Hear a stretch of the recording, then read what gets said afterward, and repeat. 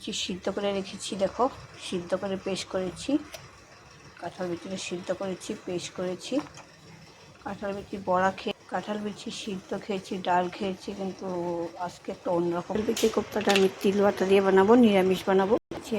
এমনিতে মিষ্টি, তাই আমি একটু ইসে করেছি, কাঁচা লঙ্কা পেস্ট করেছি, লবণ, হলুদ, জিরে গুঁড়ো, একটু গোটা জিরে দিয়েছি, লবণ আর একটু দেবো।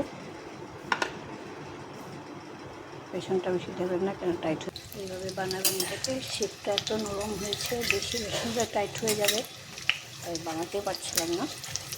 ওখানে দিয়েছি, এক সাইড হলে এটা উল্টে দেবে। এরকম হবে বড়াটা।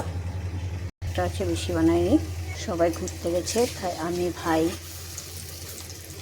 চারজন আছে, বোন, তিনজনের। আমার ছেলে তো এগুলো খাবে রাত্রে একবারে, তাও হয়ে যাবে মোটামুটি। পেঁয়াজ, গোটা জিরা, তেজপাতা, এলাচ, জিরা, হলুদ, লঙ্কা গুঁড়ো, লবণ দিয়েছি, তিল বাটা, টমেটো বাটা দিয়েছি। এটাতে একটু জল দিতে হবে, কারণ কোপ্তাগুলো কথা জল টেনে যাবে। কোপ্তাটা দিলাম, ম্যাগি মশলা দিয়েছি, অল্প কসুরিতে দিয়েছি। এখন নামিয়ে ফেলবো। তো নরম, এটা বেশি ঘাটাঘাটি করলে নষ্ট ভেঙে যাবে।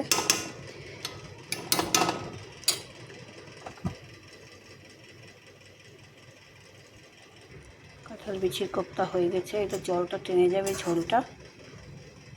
কালকে পনির ছিল, গরম করেছি, ফিশ মশলা, ফিশ ভাজি, বরবটি আলু ভাজি, ডাল।